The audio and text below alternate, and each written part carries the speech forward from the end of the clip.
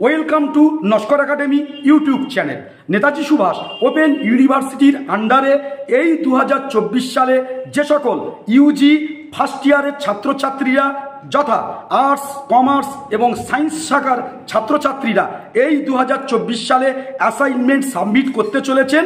তো আজকের আপনাদের একটা আবশ্যিক পেপার AEES অর্থাৎ পরিবেশবিদ্যা, এই পরিবেশবিদ্যার উপরে এই 2024 সালে অ্যাসাইনমেন্টের যে প্রশ্নগুলি এসছে অর্থাৎ টোটাল 20টি প্রশ্ন এসছে তার নিখুঁত সঠিক সমাধান আমি দিচ্ছি এবং এই 20টি প্রশ্নের উত্তর 100% সঠিক। ফলে আপনারা কিন্তু এই পেপারটি যদি আমার উত্তর ধরে ফলো করেন 20 পেতে আপনি বাধ্য। তো লেটস গো, চলুন। 1. অরোরা বোরিয়ালিস দেখতে পাওয়া যায় এ অপশান দক্ষিণ মেরুতে, বি অপশান উত্তর মেরুতে, সি অপশান নিরক্ষীয় অঞ্চলে, ডি অপশান ক্রান্তীয় অঞ্চলে। এখানে সঠিক অ্যান্সার কি? বি উত্তর মেরুতে, বি উত্তর মেরুতে। পেজ নাম্বার 18 আপনাদেরকে জানিয়ে দিলাম, চেক করে নেবেন। চলুন 2 দাগের প্রশ্ন। ড্যাশ সংরক্ষণের জন্য চিপকো আন্দোলন শুরু হয় এ মরুভূমি, বি মাটি, সি বন, ডি তৃণভূমি। তো চিপকো আন্দোলনটা হয়েছিল গাছ জড়িয়ে, অর্থাৎ রাইট অ্যান্সার হবে সি বন, অর্থাৎ সি বন, বনটা হচ্ছে সঠিক উত্তর। চলুন 3 দাগের প্রশ্ন। BOD এর অর্থ কি? BOD এর অর্থ কি?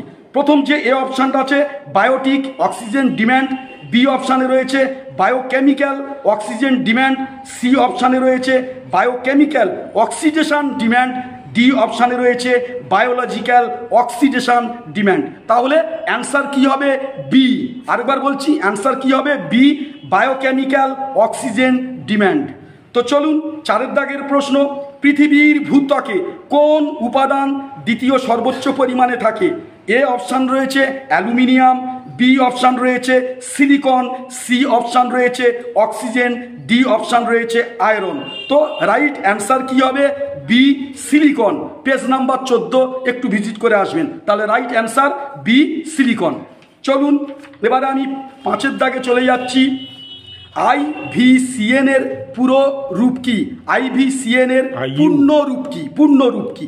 তাহলে এ অপশান রয়েছে inter state unity conserve nature, B অপশানে রয়েছে international union for the conservation of nature and natural resources, C অপশানে রয়েছে international union for the conservation of natural ecosystems, D অপশানে রয়েছে international unity to the conserve nature. তাহলে এখানে right answer যেটা হচ্ছে বি, অর্থাৎ B international union for the conservation of nature and natural resources.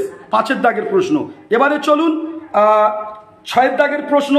প্রাকৃতিক বাসস্থানের বাইরে জীববৈচিত্র্য সংরক্ষণকে বলা হয় এ অপশানে রয়েছে সংরক্ষণ, বি অপশানে রয়েছে এক্সিটু সংরক্ষণ, সি অপশানে রয়েছে ইনসিটু সংরক্ষণ, ডি অপশানে রয়েছে ইনভিভো। তাহলে রাইট অ্যান্সার কি হবে? বি এক্সিটু সংরক্ষণ, বি এক্সিটু সংরক্ষণ। চলুন 7 দাগের প্রশ্ন। ভারতের কোন জেলায় যৌথ বন ব্যবস্থাপনা প্রথম চালু করা হয়েছিল? 7 দাগের আরেকবার রিপিট করছি, ভারতের কোন জেলায় যৌথ বন ব্যবস্থাপনা প্রথম চালু হয়েছিল? এর অপশান রয়েছে মেদিনীপুর, বি অপশানে রয়েছে পুরুলিয়া, সি অপশানে রয়েছে দার্জিলিং, ডি অপশানে রয়েছে দক্ষিণ 24 পরগনা। তাহলে রাইট অ্যান্সার কি হবে? এ মেদিনীপুর, এ মেদিনীপুর। চলুন 8 দাগের প্রশ্ন। ভারতের কয়টি জীববৈচিত্র্য হটস্পট অঞ্চল রয়েছে? এ অপশানে রয়েছে 3, বি অপশানে রয়েছে 4, সি অপশানে রয়েছে 10, ডি অপশানে রয়েছে 32। তাহলে রাইট অ্যান্সার কি হবে? বি 4, বি 4 রাইট অ্যান্সার কি? আপনারা পেজ নাম্বার 63 একবার ভিজিট করে আসবেন। এবারে চলুন একেবারে আমরা শেষের দিকে চলে এসেছি। 9 অ্যাডপশন ইউনিট একক বায়ুমণ্ডলীয় চাপ ড্যাশ পুরু ওজোন স্তর। তাহলে এর অপশান আছে 1 m, বি অপশানে রয়েছে 0.01 mm, সি অপশানে রয়েছে 10 mm, ডি অপশানে রয়েছে 1 km। তাহলে এখানে রাইট অ্যান্সার কি হবে? বি অর্থাৎ 0.01 mm। তাহলে 9 দাগের রাইট অ্যান্সার কি? B 0.01 mm।